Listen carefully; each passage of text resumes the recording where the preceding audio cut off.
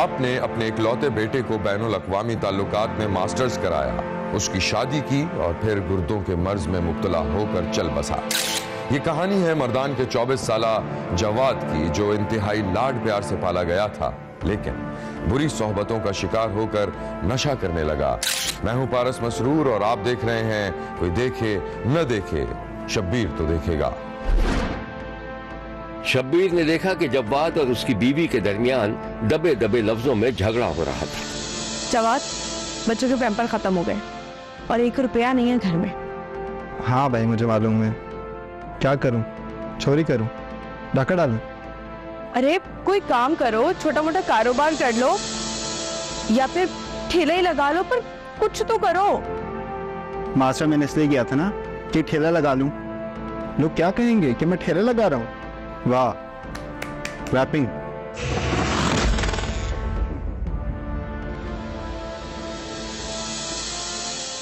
अच्छा चलो सही है, तुम परेशान नहीं हो, मैं अम्मा से पैसे लेके आता हूँ।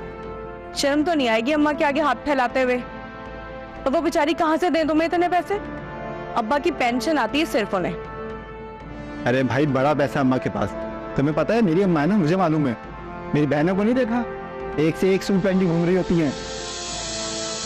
बेटे को देने के लिए इतना सब कुछ है, और बेटे को देने के लिए बस ठेंगा। हाँ तो तुम हो ही नहीं कम में, ठेंगा ही देंगी ना, और क्या करेंगी वो? तुम ना बकवास में क्या करो ज्यादा। कल जो तुमने उनसे 5000 लिए थे ये कह कर के बच्चों का दूध खरीदना है, कहाँ गए वो पैसे? क्यों, लेके नहीं आया था मैं दूध? हाँ लाए थे 1 डिब्बा, बाकी पैसे तुम कहाँ उड़ा रहे हो सब पता है मुझे। कहाँ उड़ा रहे हो? क्या मतलब? मतलब ये है कि तुम जो नशे करते हो ना डिप्रेशन के नाम पे, सब पता है मुझे।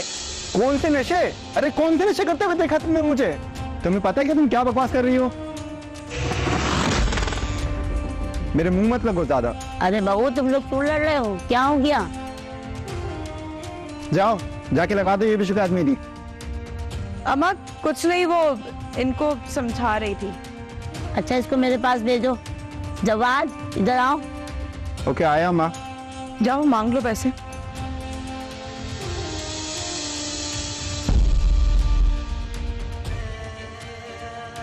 जी माँ। ठीक ही तो कह रही हो, मैंने सब सुन लिया। तो थोड़े बहुत बेटा पैसे हैं मेरे पास, वो तुम्हारी बहनों की शादी के लिए। कहाँ से आएंगे? कुछ करो बेटा, ऐसे थोड़ी चलेगा। कितने चाहिए? 3000 रुपये चाहिए। अच्छा लो,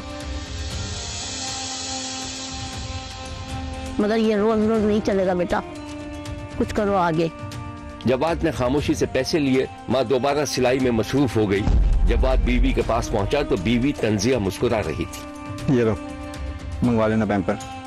ग्रेट, ना काम करता है ना मेरा, कमाओ कुछ और। कभी अपने ताने रोक नहीं सकती तुम? अच्छा मैं जा रहा हूँ, शाम में आऊंगा। शाम में भी आने की क्या जरूरत है, बाहर ही रह लो। जैसी तुम्हारी जबान है ना, दिल भी नहीं करता घर आने का। यूनिवर्सिटी से पढ़ाई खत्म करने के बाद जवाद ने कुछ अरसे नौकरी की थी, लेकिन जब बाप बीमार पड़ा तो बाप की खिदमत का बहाना बनाकर नौकरी ही छोड़ दी थी और बाप के खर्चे पर अपने बच्चों को पालने के अलावा नशा भी शुरू कर दिया था। बाप के इंतकाल के बाद जब मां ने घर का इंतजाम संभाला तो बेटे के खर्चे में कमी कर दी, जिस पर जवाद चिड़चिड़ेपन का शिकार हो गया। मां से बहस मुबाहिसे के साथ साथ बहनों से भी बदसलूकी करने लगा। शब्बीर ने देखा कि जवाद अपनी छोटी बहन को तलाश कर रहा था, जो अपने खर्चे के पैसे गिन कर रख रही थी। मुन्नी कहाँ हो? जी भाई। अरे वाह, बड़े पैसे हैं तुम्हारे पास। 2000 दे दो, कल दे देना। भाई ये फीस के पैसे अम्मा ने दिए थे, मैं तो नहीं दे रही। कहा ना कल ले लेना। अम्मा पूछेंगी तो? अरे क्या है यार, उन्हें कौन बता रहा है? नहीं भाई मैं नहीं दे रही। इनसे कह रहा हूँ मुझे दे दो, मैं थप्पड़ मार दूंगा तुम्हारे। कौन किसको थप्पड़ मार रहा है? मुन्नी? नहीं अम्मी कुछ नहीं। जवाद तुम बताओ। यार अम्मा कुछ नहीं हुआ, कुछ भी हो जाए आपको लगता है सारे मसले मैंने ही किए हैं। जवाद ने बहन से पैसे छीन लिए और उसको खामोश रहने का इशारा करके चला गया। उसकी बहन उसे हैरत से देखती रह गई। सारा मूड खराब कर देते हैं। शौहर के इंतकाल के बाद जवाद की मां को अपनी 2 बेटियों की शादी की फिक्र थी, इसलिए वो हाथ रोक कर घर का खर्चा चला रही थी। जवाद के खर्चे में कमी हुई तो वो रफ्ता रफ्ता मां से बदगुमान रहने लगा और बहनों से भी नफरत सी होने लगी। अब उसकी नजर उस प्लॉट पर थी जो बाप मरते वक्त अपनी बीवी के हवाले कर गया था ताकि वो अपनी बेटियों की शादी कर सके। जवाद के निकम्मेपन और हाथ की तंगी की वजह से जवाद की बीवी मुसलसल परेशान थी। मेरी बात सुनो, मेरी बात सुनो जवाद, खुदा का वास्ता कुछ काम कर लो तुम। हाथ जोड़ती हूँ तुम्हारे। छोटे छोटे बच्चे हमारे भूखे मर जाएंगे। 2 महीने से उनकी स्कूल की फीस भी नहीं गई है। तो कोशिश कर तो रहा हूँ भाई, थोड़ी हूँ मैं। अब नहीं मिली नौकरी तो मैं क्या करूँ? अच्छी खासी नौकरी थी ना तुम्हारी, क्यों छोड़ी? तुम्हें नहीं पता अब्बा की तबीयत खराब थी, कौन उनको ख्याल रखता, कौन उनको हॉस्पिटल लेके जाता? तुम लेके जाते। पहले बड़ा तुम घर पे रहते थे, बाकी खिदमत, अब्बा की खिदमत सुन सुन के ना मेरे कान पक चुके हैं। अब ना बकवास बंद करो, एक तो अम्मा ने दिमाग खराब किया हुआ है, ऊपर से तुम अम्मा के साथ मिल जाओ। हाँ तो ठीक तो कर रही हूँ मैं, 2 जवान बेटी हैं, उनकी कहाँ से करेंगी उनकी शादी? तुम अम्मा के आसरे पे पड़े रहो, होते रहो जलील। तो मैं कौन सा कुछ गलत कर रहा हूँ? अपना हिस्सा ही तो मांग रहा हूँ। वो बेचे कमर्शियल प्लॉट, मुझे मेरा हिस्सा दें, बात खत्म। ताकि तुम नशों में उड़ा दो। अब बकवास बंद करो ना, थप्पड़ मार दूंगा मैं तुम्हें। ना हाथ ना नीचे ही रखो, मुझ पे हाथ उठाने की कोशिश भी मत करना, मैंने घर छोड़ के चली जाऊंगी। बड़ी मेहरबानी मेरी अम्मा, चलो जाओ यहाँ से। मुझे पता होता ना, तब पढ़े लिखे होने के बावजूद यूं जाहिलों की तरह बात करोगे तो कब से इस रिश्ते को ना जूती की नोक पे रखती। अच्छा, जूती की नोक पे रखती? रखो नोक पे। से बात करना भी कौन चाहता है? जवाद की बीवी गुस्से में चीजें फेंकते हुए वहां से चली गई। डिप्रेशन के नाम पर जवाद जो नशा कर रहा था उसने उसका दिमाग मफलूज कर दिया था। अब उसकी नजर में माँ एक डायन और बहनें उसका हक मार रही थीं। बहनों और माँ से झगड़ा आए रोज का मामूल बन गया था। एक दिन जवाद को उसके एक दोस्त के साथ देखा गया। और सुनाओ, क्या कर रहे हो आजकल? कुछ खास नहीं, तुम बताओ। ऑर्डर सप्लाई का काम स्टार्ट किया है, ऑफिस भी ले लिया है, कुछ पैसे आ जाएं तो बिजनेस को टिप टॉप कर दूं। तुम मेरे बिजनेस में क्यों नहीं आ जाते जवाद? कैसे आ जाऊं? पैसे कहाँ है यार? तुम तो कह रहे थे तुम्हारे पास कमर्शियल प्लॉट है। मेरे पास कहाँ है यार? अम्मा के पास है और वो उस पे नाग बन के बैठी हुई है। अपनी माँ को कौन ऐसे कहता है यार? तुझे नहीं पता, वो ऐसे ही है। तुम उनको बिठाकर बात करो, हो सकता है वो तुम्हारा हिस्सा दे दे। कर चुका हूँ यार। कभी कभी इतना गुस्सा आता है कि अगर वो मेरी माँ नहीं होती ना तो मैं बता देता हूँ। जवाद, पागल हो गया है तू? नशा मैं भी करता हूँ, अगर अपने सर पे सवार नहीं करता। नशा अगर तेरे से नहीं होता तो मत कर, इसमें कोई गलत कदम मत उठा लेना। अपने आप को कंट्रोल रख जवाद, मैं जा रहा हूँ। अच्छा मेरी बात तो सुन।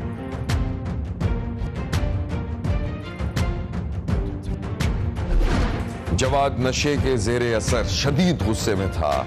घर पहुंचते ही कमर्शियल प्लॉट बेचने के मसले पर मां से उलझ पड़ा। बहनें मां की हिमायत में बोलने लगी तो उन्हें मारने पीटने लगा।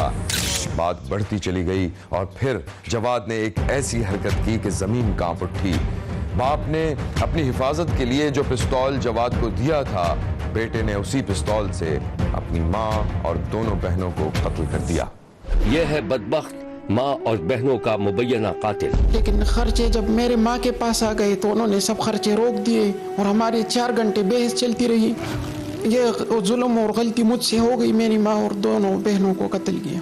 बस नौजवानों को ये मैसेज देना चाहूँगा कि जितने भी झगड़े होते रहे लेकिन अपने साथ पिस्टल ना रखा करें।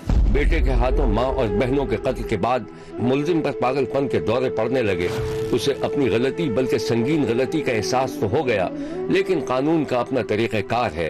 तेरे कत्ल की कानून में सजा मौजूद है और शब्बीर को यकीन है कि सब कुछ कानूनी तकाजों के मुताबिक ही होगा। देखते रहिए, क्योंकि कोई देखे न देखे, शब्बीर तो देखेगा।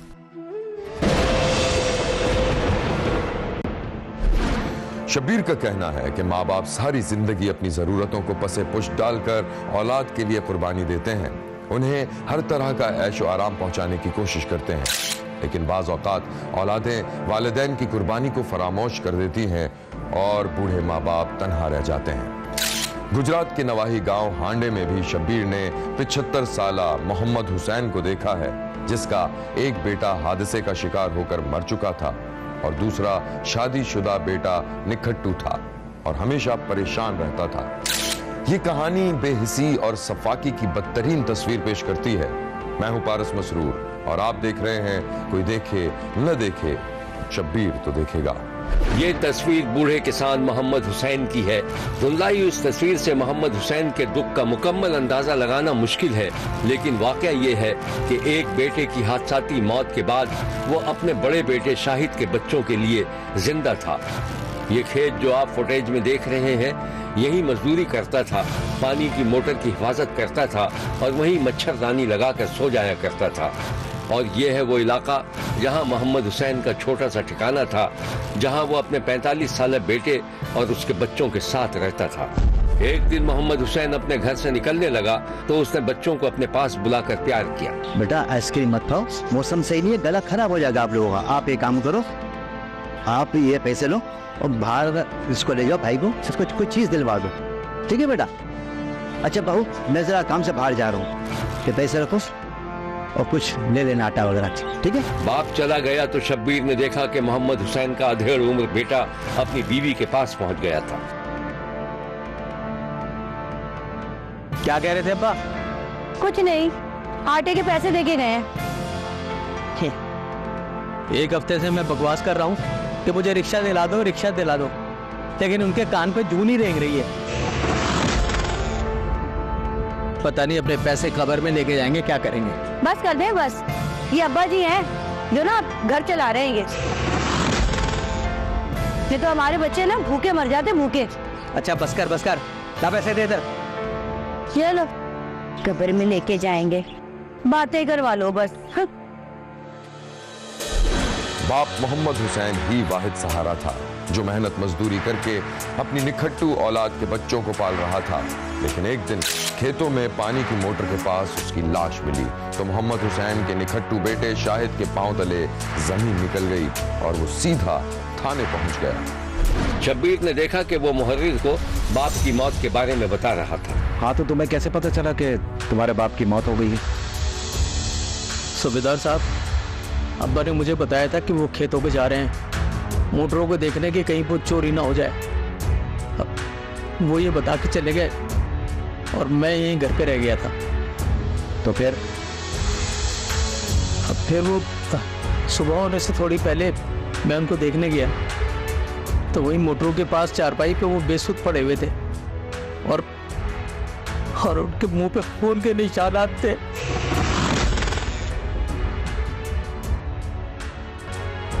सूबेदार साहब, उनका कत्ल हुआ है, मेहरबानी करके हमें इंसाफ दिला दो। हाँ, आपको इंसाफ मिलेगा, बिल्कुल मिलेगा, लेकिन ये बताइए कि आपको किसी पे शक? नहीं, हमारा किसी पे कोई शक नहीं, हमारी किसी से कोई दुश्मनी नहीं थी। आप चाहो तो महल्ले में किसी से भी पूछ लो। हाँ ठीक है, वो तो हम कर लेंगे। मैं जरा साहब से FIR के बारे में मालूम कर लूँ। आप कहीं जाएंगे नहीं, यहीं बैठेंगे।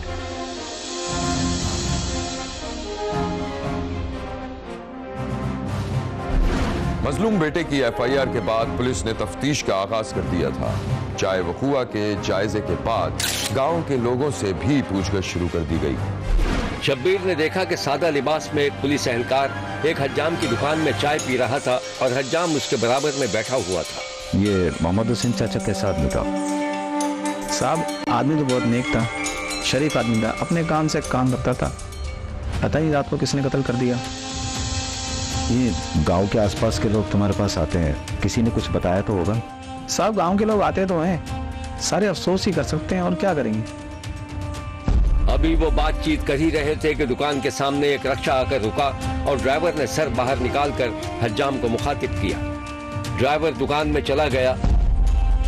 रमजान भाई, हद बहुत बढ़ गई है, ये बताओ कब तक आऊँ? अबे कब तक क्या, बस लगा रहा हूँ, तेरे नंबर है, बैठ। सलाम साहब। रमजान, और सब खैर तो है? हाँ हाँ यार, तेरे को नहीं पता, चाचा का कत्ल हो गया ना, उसके बारे में पूछने आए। हाँ, बड़ा शरीफ इंसान था। ये वही दूध की रात की बात है ना?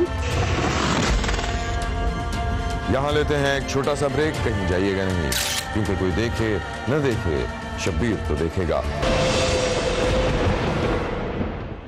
सलाम साहब, रमजान और सब खैर तो है?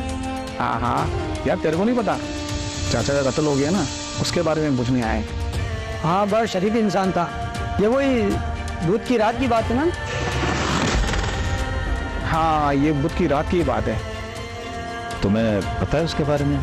मुझे तो लग रहा कि ये आसपास के लोगों का याद है। नहीं साहब, दूध की रात 4:30 के टाइम मैं खेतों के पास से गुजर रहा था। एक बंदे को सिगरेट फूकते हुए देखा, बड़ा परेशान नजर आ रहा था। बैठे इधर बैठे।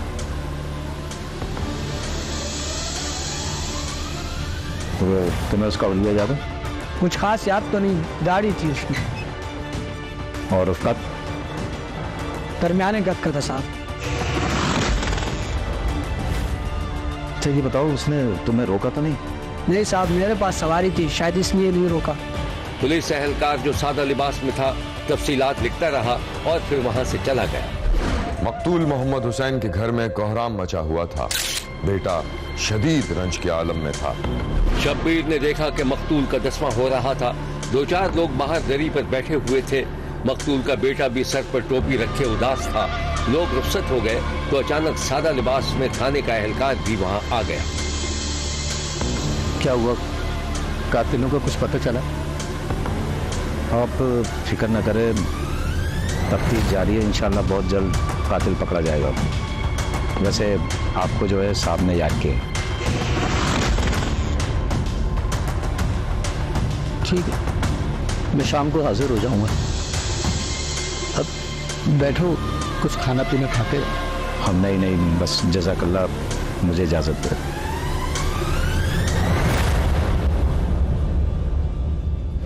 पुलिस थाने में मकतूल के बेटे का इंतजार कर रही थी, लेकिन वो थाने नहीं पहुंचा। एहलकार फोन पर फोन किए जा रहे थे।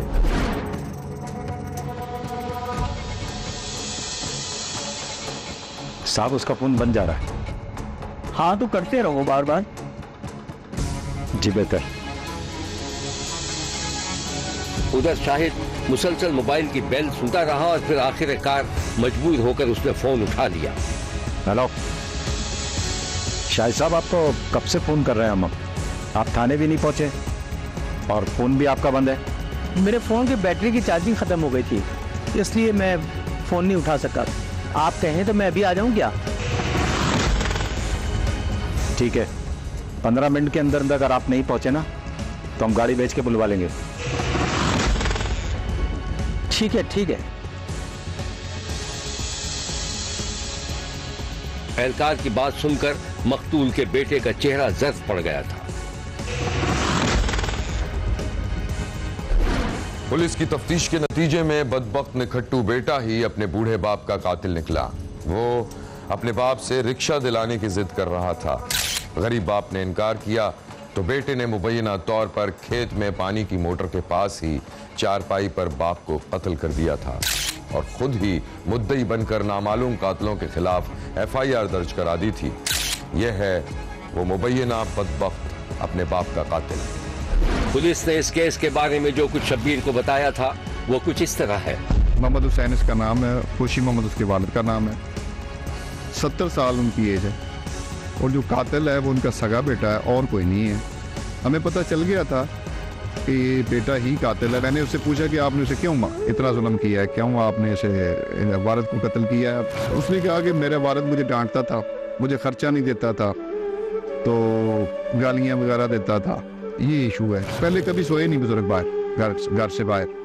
उस दिन ये गए हैं, सोए हुए थे, तो इसे पता चला कि वो अकेले सोए हुए हैं। इसने वो अपना काम कर लिया, कसी के साथ वार करके तो बुजुर्ग को मोहम्मद हुसैन साहब को, अपने वालिद को, सगे वालिद को इसने कत्ल कर दिया, ना हक कत्ल किया।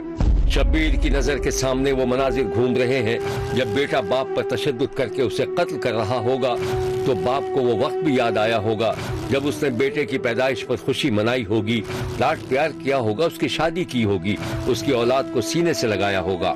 शायद बूढ़े गरीब बाप ने हाथ भी जोड़े होंगे कि बेटा मेरी जिंदगी बख्श दे। शायद नाउमीदी की आखिरी किरण के साथ ही उसने हमेशा के लिए आंखें बंद कर ली होंगी, वो आंखें जिनसे शदीद बेपनाह और नाकाबिले बयान दुख छलक रहा होगा। देखते रहिए, क्योंकि कोई देखे न देखे, शब्बीर तो देखेगा। शब्बीर ने बूरे वाला में एक ऐसे शख्स को देखा है जो पूरे इलाके में मुबैना तौर पर बुरी निगाह से देखा जाता था और उसका किरदार मशकूक था। लोग अपने कमसिन बच्चों को उससे दूर रखने की कोशिश करते थे। मैं हूं पारस मसरूर और आप देख रहे हैं कोई देखे न देखे, शब्बीर तो देखेगा। फहीम पैदल चल रहा था। दोनों तरफ खेत और घर थे। किसान काम करते दिखाई दे रहे थे। पगडंडी पर इक्का दुक्का मोटरसाइकिलें दौड़ती भागती दिखाई दे रही थीं। फहीम के कान में मोटरसाइकिल के हॉर्न की आवाज आई तो उसने पलट कर देखा। अफजल नामी शख्स जो अपने हुलिये ही से मशकूक दिखाई दे रहा था, मोटरसाइकिल रोक कर फहीम को बुला रहा था। कहाँ जा रहा है? चला मैं छोड़ दूँ। नहीं अफजल चाचा, मैं करीब ही जा रहा हूँ, चला जाऊंगा पैदल। अबे नजीर के पास जा रहा होगा, सारा दिन तुझसे इतना काम कराता है, पैसे वैसे भी देता है क्या नहीं? नजीर भाई बहुत अच्छा है, मेरा बहुत ख्याल रखता है वो। अच्छा भाई, तेरी मर्जी।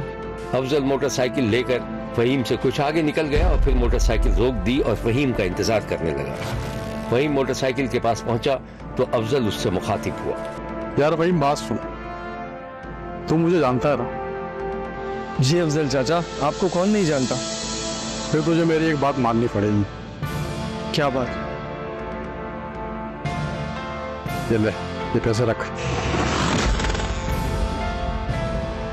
ये तो बहुत ज्यादा लग रहे हैं, मैं नहीं रख सकता ये पैसे। अबे रख ले, इंसान को छोटी मोटी जरूरतें पड़ी जाती है, बहस मत कर। चल रख ले। अबे उधार समझ के रख ले। लेकिन मैं ये वापस नहीं कर पाऊंगा। तुझसे वापस कौन मांग रहा है? जब तेरे पास हो तब दे देना। हाँ लेकिन नजीर भाई को ये बात पता ना चले। मैं उसे क्यों बताऊंगा? एक नंबर का मक्कार आदमी है वो। अगर तुम मुझसे पूछे ना, मैं तो कहूँगा तो उसके पास काम ही मत कर। नहीं अफजल चाचा, ऐसी बात नहीं है। नजीर भाई बहुत अच्छा है, मेरा बहुत ख्याल रखता है। अबे हाँ होगा, चल बैठ। फहीम खामोशी से मोटरसाइकिल पर बैठ गया। मोटरसाइकिल कुछ दूर जाकर एक सिलाई कढ़ाई की दुकान के सामने रुक गई। दुकान में बैठे हुए नजीर ने दूर से देख लिया कि फहीम अफजल की मोटरसाइकिल से उतरकर दुकान की तरफ आ रहा था। अफजल फहीम को छोड़कर जा चुका था। अस्सलाम वालेकुम नजीर भाई। वालेकुम अस्सलाम। बेटा फहीम, ये अफजल को जानता है तू? क्यों आया इसके साथ? जी वो अफजल चाचा जिद कर रहे थे कि तू पैदल जा रहा है, मैं छोड़ देता हूँ, इसलिए मैं उनके साथ आ गया। देख बेटा, आज तो आ गया तुम, आइंदा जरा एहतियात करना। नजीर भाई कोई मसला है? बेटा ये अच्छा आदमी नहीं है। खैर फिर कभी तुझे बाद में बताऊंगा। तो एक काम कर, ये इसका जरा कॉलर लगा दे, वो पार्टी आने वाली है, देना है ग्राहक को जरा। मैं लगा देता हूँ। अफजल जो मुबैना छोटे लड़कों से दोस्ती करने के लिए बदनाम था, अब बहाने बहाने से फहीम को फोन करने लगा। एक दिन शब्बीर ने देखा कि फहीम दुकान में काम कर रहा था कि एक बेनाम नंबर से कॉल आ गई। फहीम ने फौरन फोन कान से लगा लिया। हेलो, कौन? हाँ अफजल बात कर रहा हूँ। अफजल चाचा? अफजल का नाम सुनकर नजीर के कान खड़े हो गए। उसने पीछे मुड़कर देखा और उठकर फहीम के पास पहुंच गया।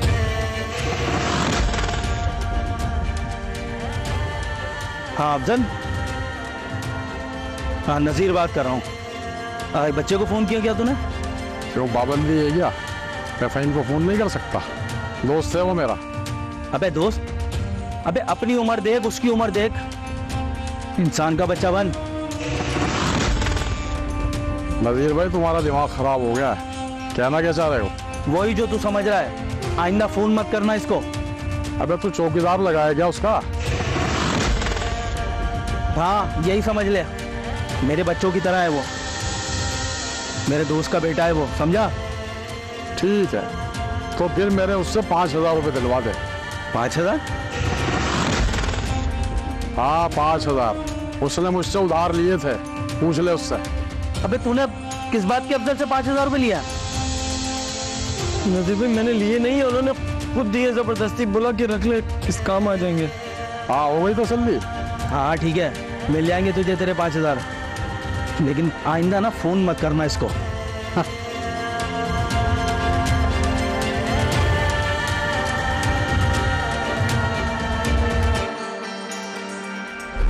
अफजल को रात दिन ये गम खाया जा रहा था कि नजीर उसके और फहीम के दरमियान रुकावट बन गया था और उसके मजमूम शर्मनाक इरादे धरे के धरे रह गए थे।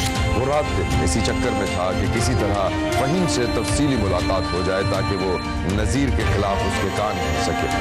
फिर एक दिन उसे ये मौका भी मिल गया।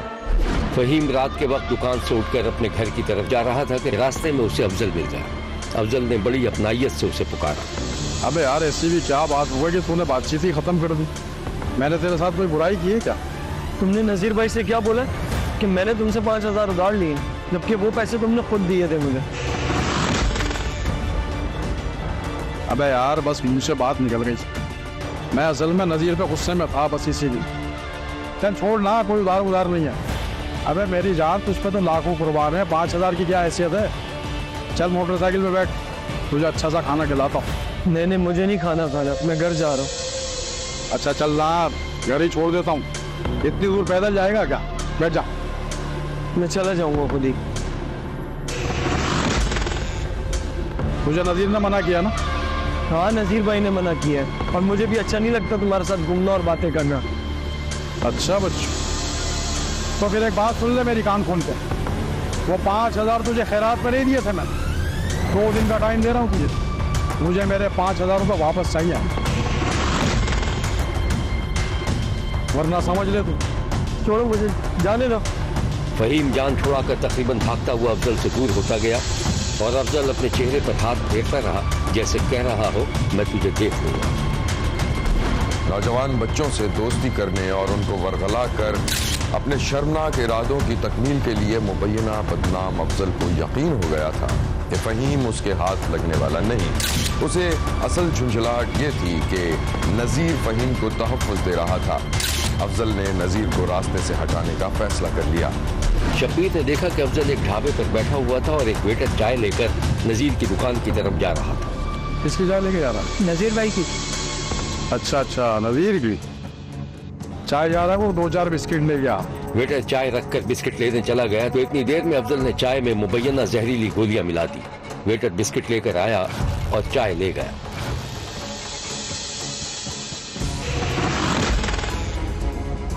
उसको बताई होनी चाय मैंने बेची है, और चाय के पैसे मैं दूंगा। जा। नजीर और फहीम दुकान के आंगन में एक चारपाई पर बैठे हुए थे। वेटर चाय रखकर चला गया और ढाबे पर लौट आया। हाँ मैं दिया था। हाँ दे आया। शाबाश, जैसे चाय के पैसे कटवा और बाकी तू रख लियो। अफजल बैरे को टिप देने के बाद खामोशी से उठा और दुकान के अहाते में दाखिल हो गया। अफजल आगे बढ़ रहा था और नजीर और फहीम बेहोशी की हालत में पड़े हुए थे।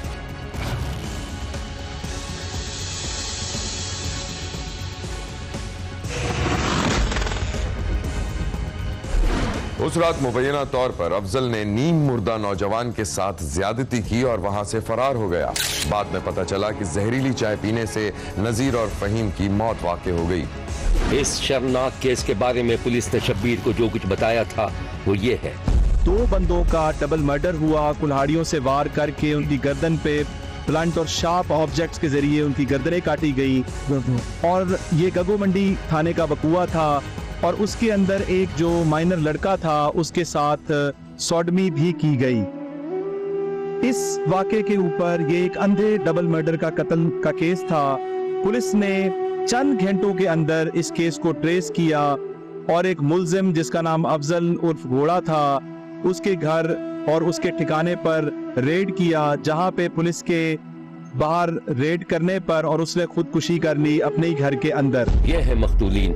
नजीर बाल बच्चों वाला नेक इंसान था जो एक नौजवान को एक बदकुमाश से दूर रखने की कोशिश कर रहा था कि उसे कत्ल कर दिया गया। शब्बीर ने बूरे वाला के नवाही गांव में पेश आने वाले वाक़े की शदीद मजम्मत की है और कहा है कि मुल्जिम किसी भी रियायत का मुस्तहिक नहीं हो सकता, उसे कानून के मुताबिक सजा जरूर मिलनी चाहिए। देखते रहिए, क्योंकि कोई देखे न देखे, शब्बीर तो देखेगा। यहाँ हमारे प्रोग्राम का वक्त खत्म हुआ। अगले हफ्ते फिर हाजिर होंगे इसी वक्त सिर्फ एक्सप्रेस न्यूज पर। देखना मत भूलिएगा, क्योंकि कोई देखे न देखे, शब्बीर तो देखेगा।